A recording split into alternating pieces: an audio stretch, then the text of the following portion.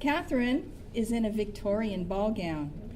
Attending a ball was one of the favorite pastimes of the Victorian era. Many balls included a formal dinner during the evening as well. There were very strict rules as to conduct and deportment during the evening. Some of the rules were: gently glide into the dance, wearing a pleasant expression. A lady should never enter or cross a room unescorted. No evidence of ill nature should ever show itself at a ball. While one dance is in progress, it is not good taste to be arranging for another. Except for the first set, it is not good etiquette for married people to dance together at a public or private ball. Never eat your supper in gloves.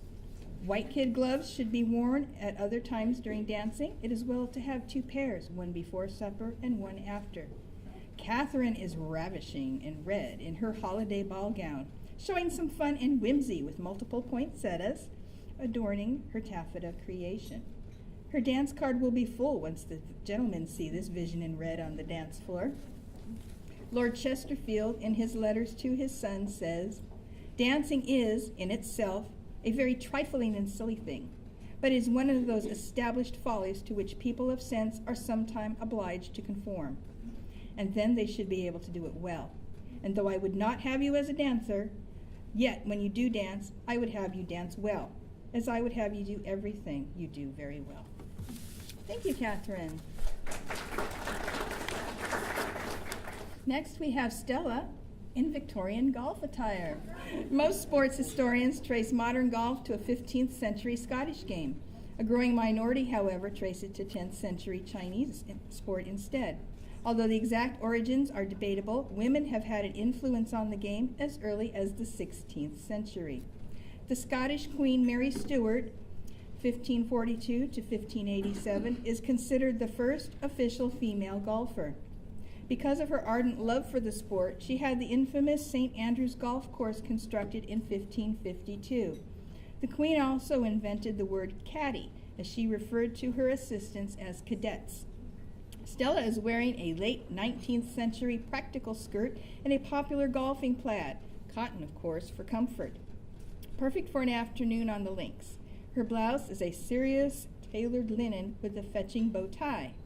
The jacket, a cheery spring green, can be removed at a moment's notice according to the weather. The ensemble asserts women's place as contenders in the modern world of sports.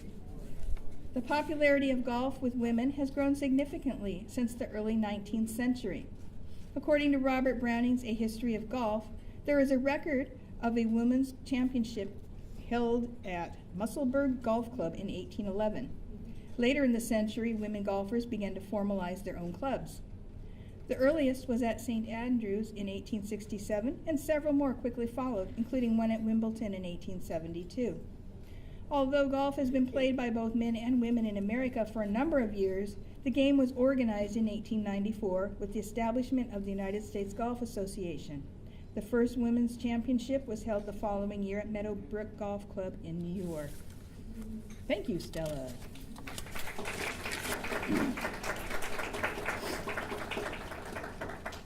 Valerie is wearing a Victorian photographer outfit. Cameras were invented in 1839, and photography was a field opening up to women, although much of their work was still credited to men. They made significant contributions to photography both as a profession and as an art form from the very beginning. We can thank many of them documenting the lives of women and children, travel, and fashion. Valerie is wearing a simple 1878 outfit, suitable for a lady photographer. Her cotton blue plaid and copper skirt are made in the natural form style using a truly Victorian pattern. The overskirt is pulled back smoothly across the front and is pleated towards the back rather than the sides. This gives a full softness on the back, and it also gave more areas to add trim and bows. During the natural form period of 1876 to 1882, no bustles or hoops were worn, and the overskirt and skirt were pulled to the back. They were said to display the more natural form of a woman's body. In the earlier decades of women's dress, they had skirts that were full enough to include pockets under them to hold the ladies' personal items. But many of these proved too tight to admit an inside pocket to do this. So for this short time, period pockets appeared on bodices and skirts and were mostly decorative, but it gave the ladies more areas to add trim to their gowns. The pockets were sewn low on the skirt, with a sash attached to create the illusion of a reticule hanging on it. There were also tiny ones just large enough to hold a watch, but pockets were considered frivolous and weren't very functional, and the ones placed far back on the skirt proved to be a boon to pickpockets. Fashion critics at the time considered this style an inconvenient and unreasonable fashion of that year. Thank you, Val.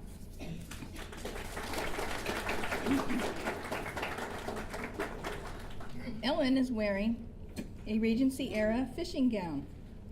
Did you know that a woman, Dame Juliana Berners, wrote the very earliest known volume on sports fishing in 1496? Numerous women's fly fishing clubs and associations in the United States and Europe are named for Berners in tribute to her legacy as the first author of either gender to chronicle the fine points of the sport of angling.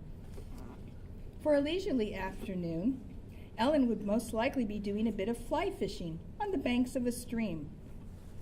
In the Regency era, her pole might be made of cane, like the one she's carrying, bamboo, Calcutta reed, ashwood, hickory, ironwood, or maple, as it was necessary that they be made light, tough, and pliable. The line was thin twine, stained silk, horsehair, or gut. Often these lines were coated with linseed oil. Various flies would be used, from feathers to bits of fur to a small worm. Ellen is wearing a casual afternoon dress in the Regency Empire style, paired with a deep rose Spencer jacket with a ruffled collar and cuffs. The dress is made of fine white cotton embroidered with blue periwinkles and vines. The sleeves are loosely gathered at the elbow, and the bodice is lightly quilted. To protect against the sun in the afternoon and a possible chill as evening sets in, she wears a chemisette of fine white linen under her bodice in a very modern style, with a pointed collar edged with triangle lace. She is not wearing her shoes because she's on the bank of a stream. She's removed them for a walk down to meet her friends. Thank you, Ellen. Next, we have Berta in a Regency archery gown. If you've ever seen the Gwyneth Paltrow version of Emma, you may remember an archery scene where Ms. Woodhouse shoots several arrows at a target. Even though Jane Austen's novel does not contain this scene, it is not out of place. In the Regency period, archery was considered an acceptable pastime for proper ladies of society. In a time when women were not included in most sports, since heaven forbid they could be considered unfeminine, archery was an activity that exemplified grace and feminine form in an acceptable way. Berta's inspiration piece is an extended Regency 1823 print depicting the Royal British Bowmen, the first archery society to allow women members in 1787. Archery provided a splendid gathering place for men and women to socialize. However, the Bowmen had a reputation as one of the most serious archery clubs of the period. They believed archery was a sport, not an excuse to drink and party. Berta is wearing a white Regency gown similar to those found in the inspiration piece. The gown is made of self-striped linen and lined with plain white linen. This dress is styled with a bib or apron front bodice, inspired by Janet Arnold's wonderful book, Patterns of Fashion. This style was... What was that? This style was popular just prior to the turn of the century through 1813, or as late as 1820, depending on the source. The gown had a drawstring that wraps around the high empire waistline. It is held in place by two loops on the back and is tied in a bow in the front, which is tucked under the high-waisted skirt. The bib is attached to the dress with pins on the sides. This gown was made with short puff sleeves. The skirt is beautifully full at the back with a slight train and is pleated into shape at the front. Berta is also wearing a spencer or short jacket since it can get a bit chilly on the archery range in the English countryside. Styled after the military jacket made popular by the Earl of Spencer, ladies of the day quickly adopted this short, tight-fitted jacket, which could be worn open or closed. Berta's velvet spencer is lined in cotton and has a hand-gathered white lace trim. When waistlines descended to their natural level again, the spencer jacket quickly went out of fashion. To obtain the proper Regency silhouette, underneath is a white cotton bodiced petticoat, similar to the modern-day slip. This undergarment consisted of a laced bodice and an attached skirt. Bodiced petticoats were worn during the Regency period, sometimes instead of stays or a corset, and sometimes as an underdress.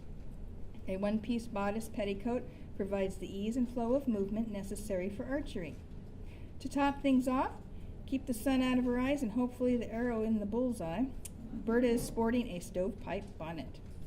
This hat mirrors the gown with the white-on-white cotton striped fabric. White organza surrounds the band with hand-braided trim on the brim's edge. 3 covered buttons accent the back.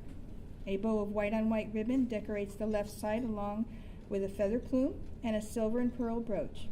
Soft roses and leaves entwine along the brim. The inside lining is lace and is finished with a rosette and covered button. All stitches were completed by hand. Archery continued to thrive well into the 1860s. However, by the 1870s, fashions had changed. Lawn tennis became the new sports craze. The bowmen met for the last time in 1880. However, ladies in present day can continue to pursue excellence in the sport of archery and for their own pleasure in local events or even the Olympic Games, which would make Miss Woodhouse very proud indeed. Thank you. Jody is wearing an Edwardian croquet outfit. The game of croquet was introduced in 1850s England. It was considered a suitable sport for women as it required skill but not much strength. When a sporting equipment company began selling croquet sets, the sport flourished and one of the primary social and recreational activities of the leisure class. In 1896, the United All England Croquet Association was founded. In 1900, croquet featured as a demonstration sport in the Olympics in Paris, and players from France won all the medals. Jody Reagan is ready for a game of croquet in her late Edwardian sporting dress. The dress is made of sheer, lightweight fabric, making it easy for her to move as she swings her mallet to strike the ball through the wicket. This ivory dress has a midi collar and 3/4 length sleeves, both trimmed in fine cotton lace. Her hat is a broad-brimmed gray straw embellished with embroidered cotton, ivory, satin roses, gray tulle, and a variegated ostrich feather. Jody wears ivory stockings and high button boots. And of course, even a sporting lady never goes out without her gloves. During these early days, croquet was primarily an after-dinner recreation. It was played with 10 large hoops, 2 pegs, and odd-sized mallets on a lawn that measured 50 by 30 yards.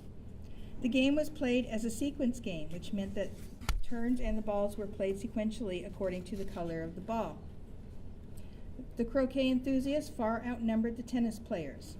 A croquet set was mandatory equipment for every estate, and civic leaders provided sets for public parks, which previously had not had facilities for any sport played on grass. Thank you, Jody.